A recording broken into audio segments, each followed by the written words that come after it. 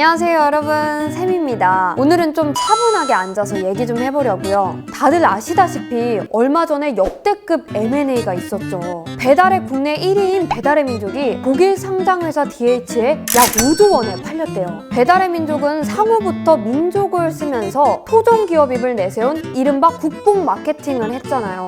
국민들의 사랑을 많이 받은 만큼 그만큼 고객들 사이에서도 배신감이 큰 것 같습니다. 저도 참 허탈하더라고요. 저는 아직도 프리토도 우리 민족이야스. 이런 광고 문구가 생생하거든요. 배달의 민족은 전 세계에서 세 번째로 큰 한국 시장에서 1위를 유지하고 있고 베트남에도 진출해서 승승장구하고 있다고 해요. 이대로 쭉 밀고 나가면 세계 1위는 아니더라도 아시아 1위는 할 수 있을 것 같은데 아무리 돈이 좋다지만 민족 마케팅을 내세운 기업이 이래도 되나 싶더라고요. 배달의 민족을 운영하는 우아한 형제들의 김봉진 대표의 예전 어록을 보면 돈과 성공에 대해서 이렇게 얘기했어요.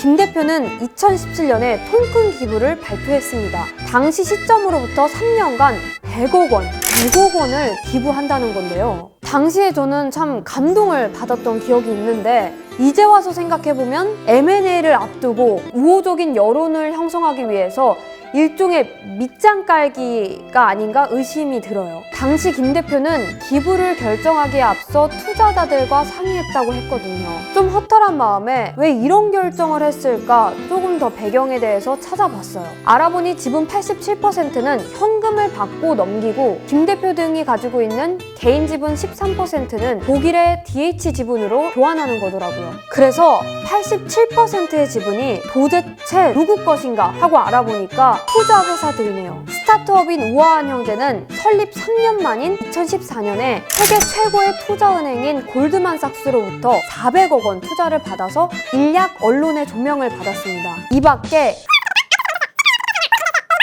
투자자들이 다양해요. 특히 작년에 3,600억 원 투자했대요. 2014년 배달의 민족의 기업 가치가 그다지 크지 않았을 때 400억 원을 베팅한 골드만삭스의 지분이 제법 크지 않을까 생각해요. 그리고 이번 M&A 딜도 골드만삭스가 결정적으로 관여하지 않았을까 추측이 됩니다.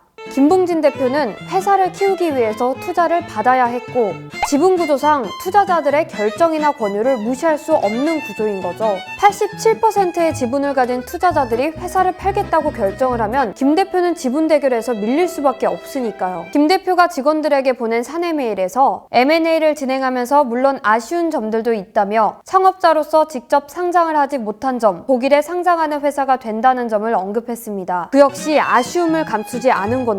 2011년 3월 스타트업으로 출발해서 회사를 성장해오기 위해서 투자를 받아야만 했던 김 대표의 입장에서는 선택의 여지가 없던 게 아닐까 싶습니다. 여기서 주목해야 할 점은 김 대표와 투자자들이 거절할 수 없을 정도의 막대한 돈인 4조 7,500억 원을 DH가 우아한 형제들의 베팅을 했다는 건데요. 배달의 민족이 이 정도로 엄청난 기업 가치를 갖고 있는가 궁금해서 더 찾아봤어요. 우아한 형제들의 작년 영업이익은 약 586억 원, 당기순이익은 약 62억 원이에요. 즉 4조 7,500억 원의 기업 가치는 영업이익의 81배, 당기순이익 기준으로는 약 766배인 거죠. 쉽게 얘기하면 DH가 투자금을 회수하려면 최소한 81년은 걸린다는 건데요. DH가 너무 비싸게 주고 이 회사를 산 게 아닌가 생각이 들게 하죠. 그런데 DH가 이번 M&A를 발표하자 독일 증시에서 DH 주가가 24%나 급등했다고 하네요. 성공적인 M&A라고 시장에서 평가받은 거죠. 배민의 성장세를 보면 현재 가치보다 미래의 가치가 훨씬 더 크다는 걸 알 수 있어요. 배민의 월 주문 건수가 2015년 초 500만 건에서 작년 말 2,800만 건으로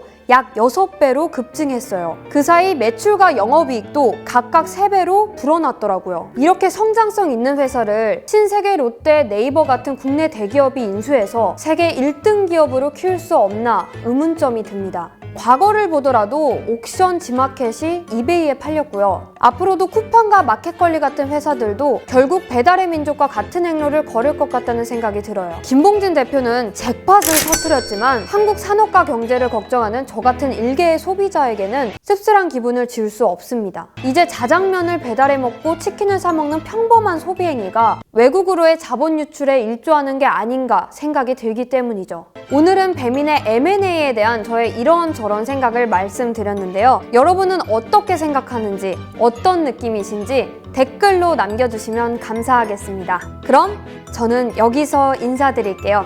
다음 영상에서 봐요. 안녕!